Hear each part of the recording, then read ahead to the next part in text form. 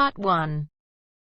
First, you have some time to look at questions 1 to 4.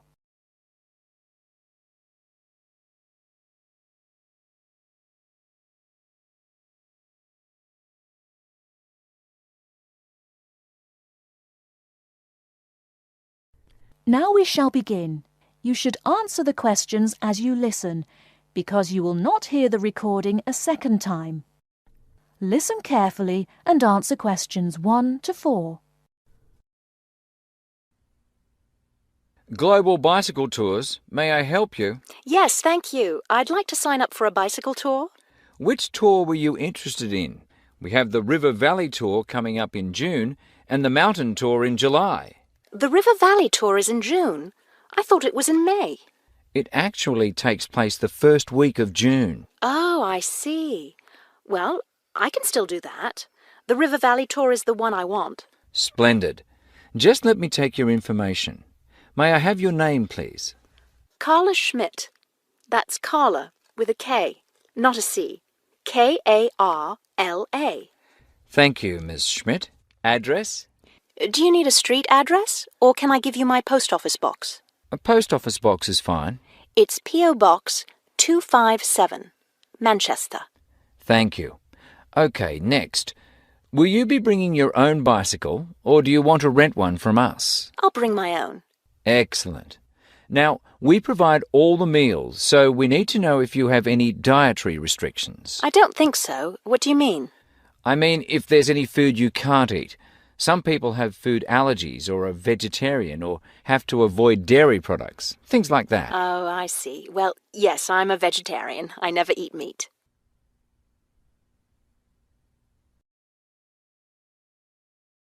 Before you hear the rest of the conversation, you have some time to look at questions 5 to 10.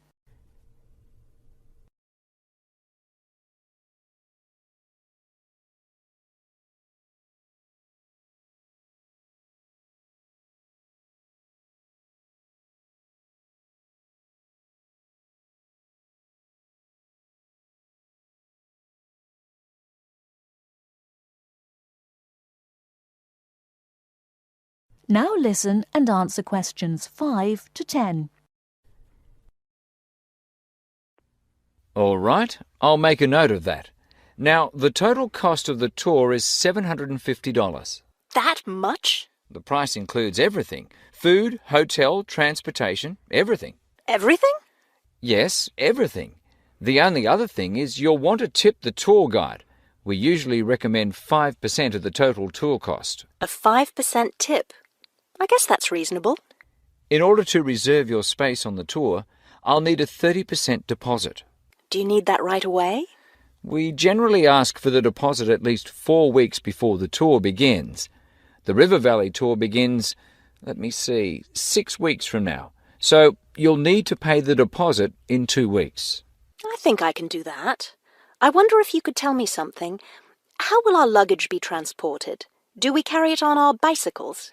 No, you leave that to us. We have a van that carries your luggage from hotel to hotel each day, so you don't have to worry about it. Great. I have a luggage rack for my bike, but I guess I won't have to bring that. No, you won't. But there are a few items we recommend that you bring. We can't control the weather, so you should bring a raincoat or rain gear. Yes, that's a good idea. And I should have my own spare tire too, shouldn't I? Actually, you don't need that, as our guide always carries some. And of course, you won't need maps either, since our guide has the route all planned. What about a water bottle? I'll need that, won't I? Yes, you should definitely have a water bottle. A camera would be a good idea too, since that tour goes through some very scenic areas. I have a guidebook of that area. I wonder if I should bring it along. We don't recommend guidebooks. It would just be extra weight, and the tour guide knows a great deal about the area. Yes, I see. Is there anything else I need to know? I think we've covered the important points. I'll send you a tour brochure, and you can call again if you have any questions. Thank you very much.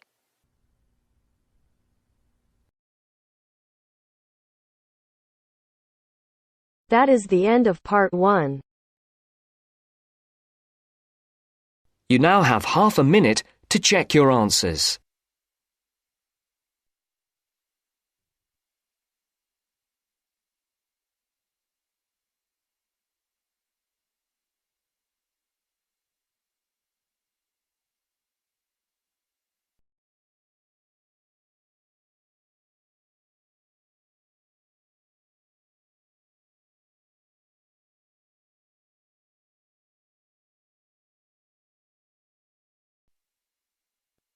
Now turns to Part 2. Part 2. You will hear the overseas student officer talking to some new students about the arrangements for an excursion to Ironbridge. First, you have some time to look at questions 11 to 15.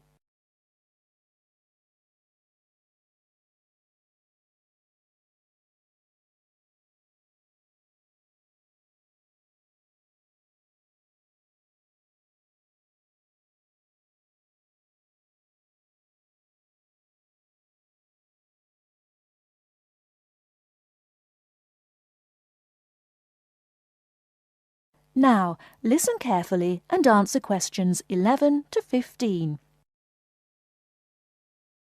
Hello everyone, my name is Pamela Sutcliffe and most of you already know that I'm the Overseas Student Officer here at Salopian Technical College. Next Tuesday, the 28th of September, we have arranged an excursion for all new students to the important historical town of Ironbridge.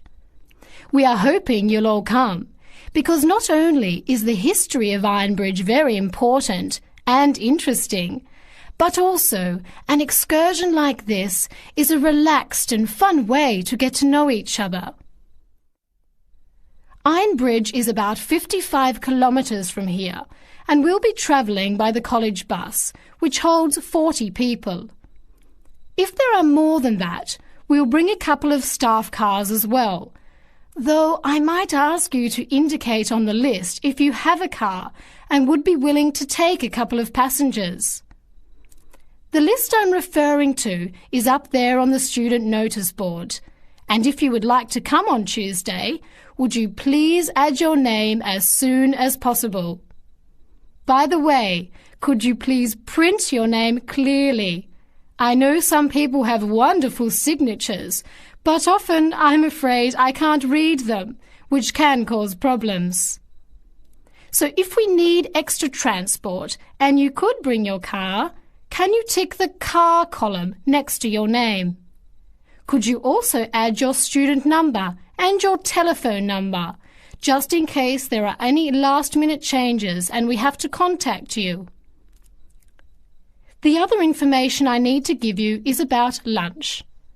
There's a very nice little restaurant in Ironbridge which gives a 15% discount to the college when we bring groups. That means lunch is only about £4, and they do good vegetarian meals too, so it's usually no problem for those of you on special diets. But if you prefer to eat your own food, that's fine too, either on the bus or in the park. But I'd encourage you to try the restaurant. Now, talking of costs, I should tell you that the bus will only cost you £10, and if you bring your car, we'll pay for the petrol, so you get a free trip in return for driving there. Will you please sign up by Saturday at 6 p.m. at the latest? The list is closed after that. We will depart at 9:30 a.m. sharp on Tuesday morning, so please make sure that you arrive at least 15 minutes before so that you can find a seat and get settled on the bus. Before you hear the rest of the talk, you have some time to look at questions 16 to 20.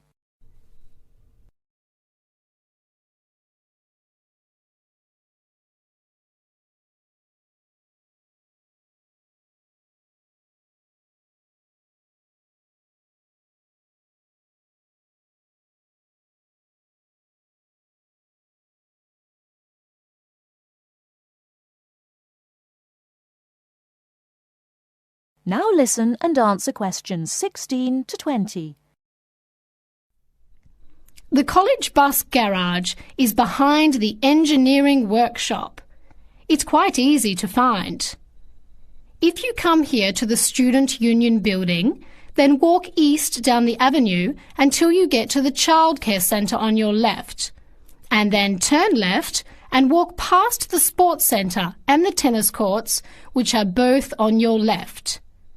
Cross over Central Square, and opposite you is the engineering workshop. Walk around the back and you'll see the bus.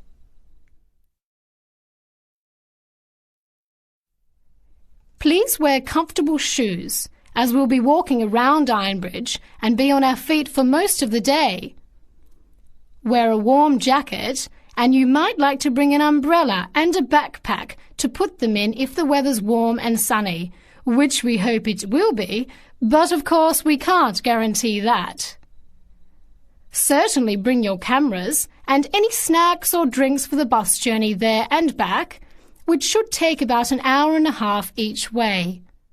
You should all check the notice board on Monday, and we'll also put a note in your mailbox to confirm arrangements, so don't forget to check it. Now, why are we visiting Ironbridge? Well, Iron Bridge, as the name suggests, has got the original iron bridge. That is, the first ever iron bridge in the world. It was the birthplace of the Industrial Revolution, and for 40 years it led the world, as Britain changed from an agricultural society into an industrial one. It's hard to imagine today that this pretty, sleepy little tourist town was one of the most important places in England for over a century. Just imagine, 200 years ago, people from all over Europe and even North America came to Ironbridge to learn about what was then the latest technology. Today it is listed as a World Heritage Site by the United Nations, as they consider the unique collection of industrial monuments rank it alongside the Grand Canyon, the pyramids and the Great Barrier Reef. One place that's fun to visit is Blist Hill, which is a reconstruction of a small Victorian industrial town where people are working and living as they did 100 years ago. I hope you'll enjoy the day. It's been a very popular excursion in previous years, so I'm looking forward to going again next Tuesday. Now don't forget to put your name on the list as soon as possible. That is the end of part 2. You now have half a minute to check your answers.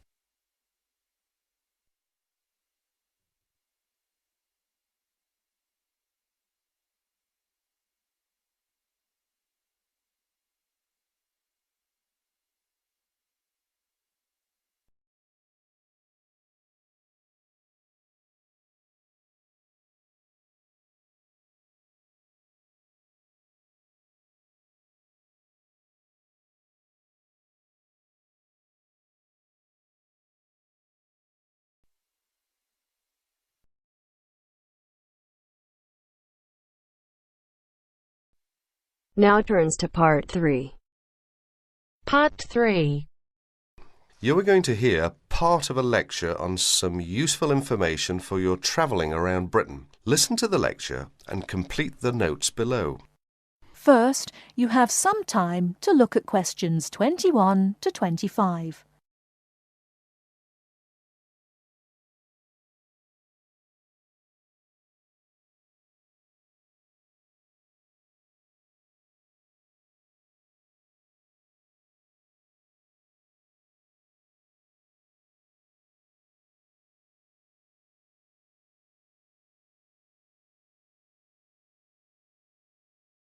Now listen carefully and answer questions 21 to 25.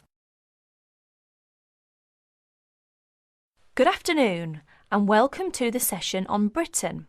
This afternoon I would like to provide some useful information for you about travelling around Britain. Britain has over 700 tourist information centres. You will find them at major ports, airports, stations, historic landmarks and towns, and holiday centres. So just look out for this sign that says Tourist Information. The staff will be able to answer your holiday queries, as well as provide essential maps, guides and brochures. Tourist information centres at major ports and airports in London and addresses of British Tourist Authority European offices are all listed on the Tourist Information Centres. Now, let's talk about the telephone in Britain. You know, Britain is well supplied with public telephones. Street kiosks take lop coins. In city centres, mainline railway stations, airports and central London underground stations, Payphones and card phones are in operation. For the latter, small plastic phone cards are used, and these come in 10, 20, 40, 100 and 200 units and can be bought at post offices, news kiosks, station bars and shops where the green and white card phone sign is displayed. Before you hear the rest of the talk, you have some time to look at questions 26 to 30.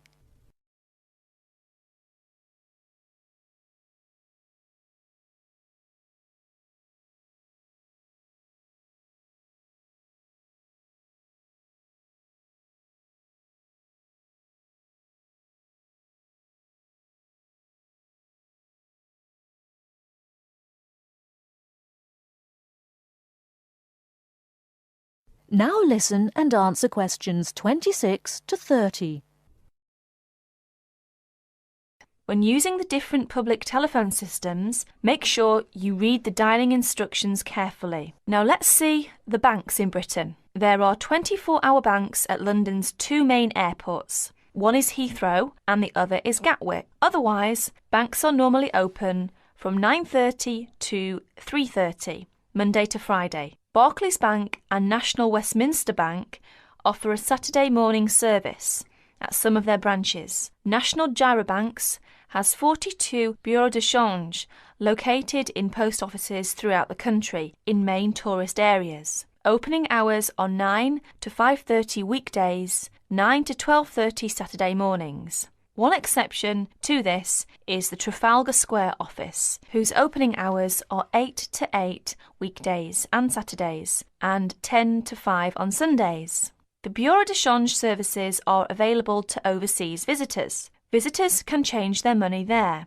You can also change money at Bureau de Change, large hotels, department stores and travel agents.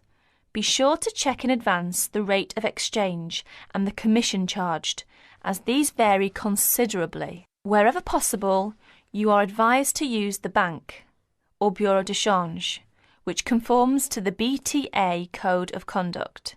In most cases, this is indicated by display of the code. That is the end of part 3. You now have half a minute to check your answers.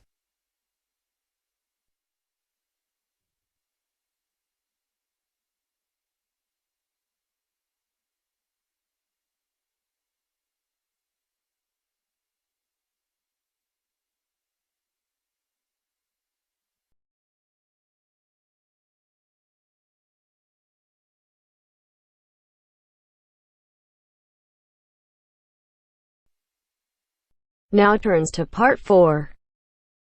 Part 4. You'll hear a lecture on human civilization. First, you have some time to look at questions 31 to 40.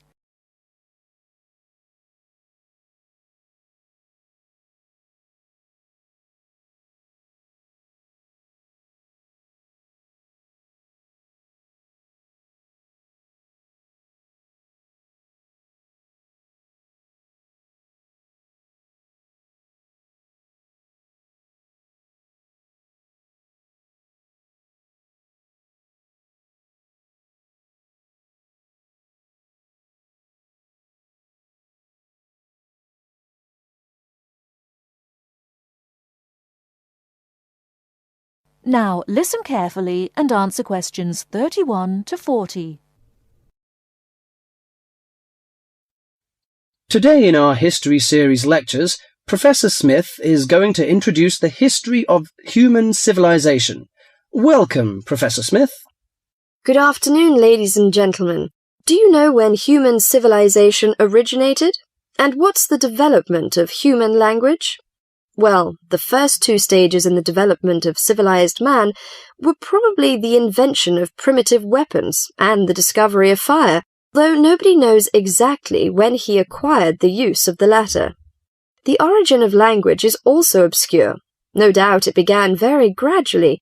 Animals have a few cries that serve as signals, but even the highest apes have not been found able to pronounce words, even with the most intensive professional instruction. Apparently, a necessity for the mastering of speech is the superior brain of man. When man became sufficiently intelligent, we must suppose that he gradually increased the number of cries for different purposes. It was a great day when he discovered that speech could be used for narrative. There are those who think that in this respect, picture language preceded oral language. A man could draw a picture on the wall of his cave to show in which direction he had gone, or what prey he hoped to catch. Probably picture language and oral language developed side by side. I'm inclined to think that language has been the most important single factor in the development of man. Two important stages came not so long before the dawn of written history. The first was the domestication of animals. The second was agriculture. Agriculture was a step in human progress to which, subsequently, there was nothing comparable until our own machine age. Agriculture made possible an immense increase in the number of the human species in the regions where it could be successfully practiced. These were, at first, only those in which nature fertilized the soil after each harvest.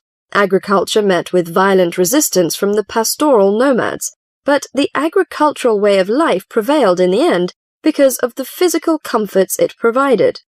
Another fundamental technical advance was writing, which, like spoken language, developed out of pictures, but as soon as it had reached a certain stage, it was possible to keep records and transmit information to people who were not present when the information was given. These inventions and discoveries, fire, speech, weapons, domestic animals, agriculture, and writing, made the existence of civilized communities possible. From about 3000 BC until the Industrial Revolution, less than 200 years ago, there was no technical advance comparable to these. During this long period, man had enough time to become accustomed to his technique and to develop the beliefs and political organizations to appropriate it. There was, of course, an immense extension in the area of civilized life. At first it had been confined to the Nile, the Euphrates, the Tigris, and the Indus, but at the end of the period in question it covered much the greater part of the livable globe. I do not mean to suggest that there was no technical progress during this long time. There was progress. There were even two inventions of great importance, namely gunpowder and the mariner's compass, but neither of these can be compared in their revolutionary power to such things as speech and writing and agriculture. That is the end of part 4. You now have half a minute to check your answers.